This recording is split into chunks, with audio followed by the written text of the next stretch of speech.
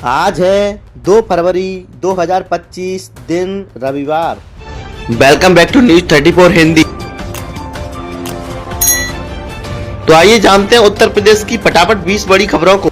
CM योगी ने दी प्रतिक्रिया, बोले देश को 5 ट्रिलियन इकोनॉमी बनाने में सहायक होगा ये ज्ञान का बजट।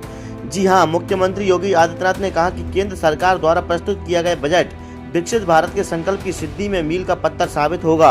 प्रधानमंत्री जी ने इसे ज्ञान का बजट बताकर केवल 4 अक्षरों में परिभाषित कर दिया है। गरीब, युवा, अन्नदाता और नारी शक्ति को सशक्त करने ही देश आत्मनिर्भर और विकसित बनेगा। जनवरी की गर्मी ने बनाया रिकॉर्ड, फरवरी के मौसम को लेकर जारी हुए पूर्वानुमान, कल से बारिश का अलर्ट। प्रदेश में इस बार जनवरी सामान्य से गर्म रही। मौसम विभाग का पूर्वानुमान है कि फरवरी भी सामान्य से गर्म रहने वाला है। विशेषज्ञों का कहना है कि कुल मिलाकर इस बार ठंड सामान्य से कम पड़ी। जनवरी के आखिरी दिन शुक्रवार को प्रदेश के लगभग 30 जिलों में दिन का पारा 25 डिग्री सेल्सियस से ऊपर दर्ज किया गया है। अयोध्या जाने पर लगातार 5वें दिन रोक, डाइवर्जन से बड़ी मुश्किलें, दोगुना खर्च कर रहे हैं यात्री। लखनऊ अयोध्या नेशनल हाईवे पर लगातार 5वें दिन अयोध्या जाने वाले वाहनों पर रोक लगी है। शहर के निकट चोपड़ा तराई से वाहनों को बहराइच की ओर डाइवर्ट किया जा रहा है, लेकिन डाइवर्जन से रोजाना हजारों यात्रियों को दिक्कत हो रही है। उनको भी परेशानी हो रही है जिन्हें अयोध्या नहीं जाना है। गंगा एक्सप्रेस वे को जेवर एयरपोर्ट से जोड़ेगा नया एक्सप्रेस वे।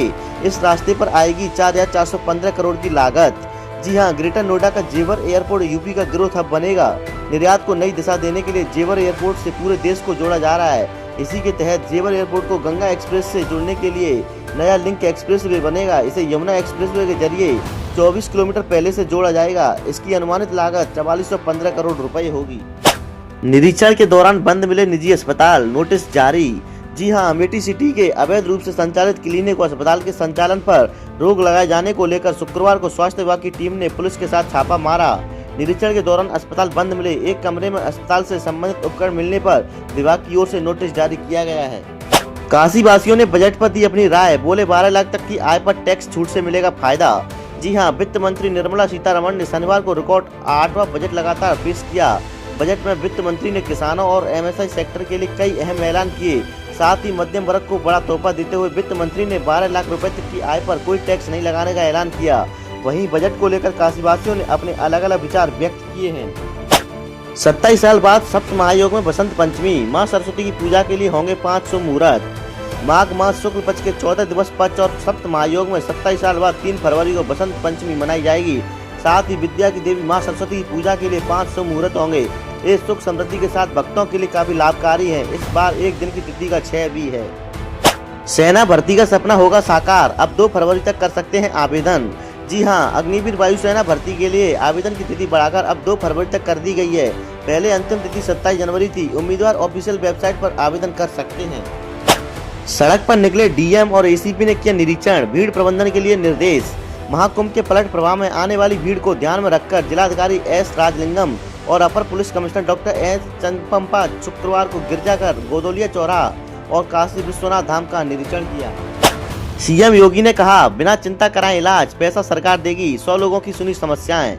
मुख्यमंत्री योगी आदित्यनाथ ने जनता दर्शन में गंभीर बीमारियों के इलाज के लिए आर्थिक सहायता की मांग करने पहुंचे से लोगों को आश्वासन किया कि वह बिना चिंता किए अच्छे से अच्छे अस्पताल में इलाज कराएं। उपचार में जो भी धनराशि खर्च होगी उसकी व्यवस्था सरकार करेगी। बसंत पंचमी स्नान के लिए शहर से चलेंगी 250 बसें, संगम स्नान में नहीं होगी दिक्कत। बसंत पंचमी स्नान को लेकर परिवहन निगम ने एक बार फिर व्यवस्था में जुट गया है। निगम की ओर से शहर के रेलवे बस स्टेशन, कचहरी और 69 बस स्टेशन से लगभग 250 बसें प्रयागराज के लिए चलाई जाएंगी, ताकि प्रयागराज जाने वाले यात्रियों को परेशानी न हो पाए। ग्रीन पार्क की दर्शक क्षमता 40,000 करने की तैयारी, स्टेडियम को फिर से डिजाइन करने के लिए टेंडर फार्म जारी। कानपुर में दर्शक क्षमता कम होने का दंश झेल रहे ग्रीन पार्क स्टेडियम को संभालने की कवायद शुरू कर दी गई है। जब किसी ने दर्शक क्षमता को लेकर अभियान चलाया तो खेल विभाग और उत्तर प्रदेश क्रिकेट एसोसिएशन ने देश के सबसे पुराने टेस्ट मैच केंद्र ग्रीन पार्क का गौरव लौटाने के लिए कमर कस ली है। स्टेडियम की दर्शक क्षमता 40,000 करने, फ्लड लाइट की मरम्मत समेत अन्य कामों के लिए टेंडर फार्म की तिथि घोषित की गई है। मनरेगा मजदूरों की लगेगी ऑनलाइन हाजिरी, लॉन्च किया नया एनएमएस सॉफ्टवेयर।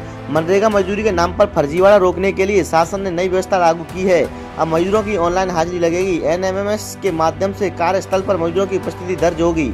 मजदूर को सॉफ्टवेयर के सामने आकर अपना चेहरा दिखाने के साथ ही पलक भी झपकानी होगी। ऐसा न करने पर उनकी अनुपस्थिति मानी जाएगी। यह व्यवस्था फरवरी से लागू होगी। जिले में 590 ग्राम पंचायतें भी हैं। उपराष्ट्रपति जगदीप धनखड़ ने संगम में लगाई आस्था की डुबकी, मां गंगा की पूजा कर उतारी आरती। जी हां, उपराष्ट्रपति जगदीप धनखड़ शनिवार को प्रयागराज पहुंचे। एयरपोर्ट पर मुख्यमंत्री योगी आदित्यनाथ ने पुष्प गुच्छ देकर उनका स्वागत किया।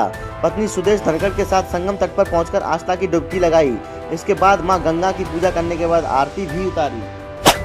26 करोड़ से 25,850 घरों में पहुंचेगा पेयजल, 180 किलोमीटर बिछेगी पाइपलाइन, बनेंगे 37 पंप हाउस।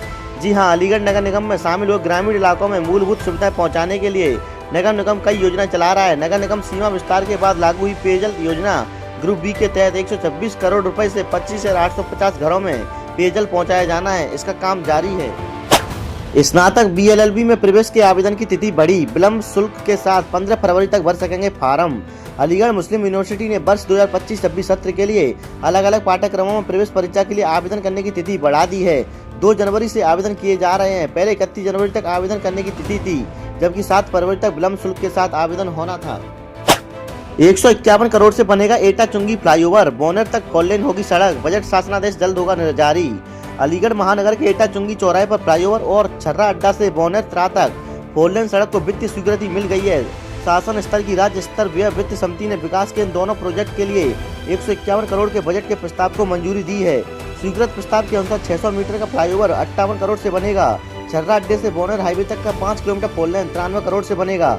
अब इसके लिए जल्द शासनादेश जारी होने के संकेत हैं, जिसके बाद निर्माण शुरू हो जाएगा। बिजली निगम ने 168 कर्मचारियों को नौकरी से निकाला, बोले रात तक काम कराया, सुबह कह दिया संविदा खत्म। बरेली में बिजली निगम के 168 कर्मचारियों की 1 फरवरी से संविदा खत्म कर दी गई। 31 जनवरी की रात तक कर्मचारियों ने काम किया। एक शनिवार सुबह जब काम पर पहुंचे तो पता लगा कि उनकी संविदा खत्म कर दी गई है। अब वो नौकरी नहीं कर सकते। इससे गुस्साए सैकड़ों संविदा कर्मचारी दोपहर 12 बजे मुख्य अभियंता के कार्यालय पहुंच गए। 2 फरवरी से रामगंगा पुल बंद होने के आसार, रामपुर और बरेली जाने वाले यात्रियों को होगी परेशानी। रामगंगा पुल की मरम्मत के लिए रविवार को इसे बंद किया जा सकता है। ट्रैफिक को दूसरे रास्ते से गुजारने के लिए पंडित नगला बाईपास पर सर्विस रोड का निर्माण लगभग पूरा हो चुका है। 30 जनवरी से पुल को बंद करने की योजना थी, लेकिन सर्विस रोड तैयार न होने के कारण सेतु निगम ने 2 दिन का अतिरिक्त समय प्रशासन से मांगा है। आज से 5 फरवरी तक सभी स्टेशनों पर एकल दिशा प्रवेश, आश्रय स्थल से ही यात्रियों को मिलेगा प्रवेश। महाकुंभ के तृतीय अमृत स्नान पर्व बसंत पंचमी के मौके पर प्रयागराज शहर के सभी रेलवे स्टेशनों पर अगले 4 दिन तक यात्रियों को एकल दिशा प्रवेश ही होगा। रविवार 2 फरवरी के 5 फरवरी की रात 12 बजे तक प्रयागराज जंक्शन, चिक्की, नैनी, सूबेदारगंज, प्रयाग, रामबाग आदि रेलवे स्टेशनों पर एक साइड से प्रवेश तो दूसरी साइड से यात्रियों की निकासी होगी।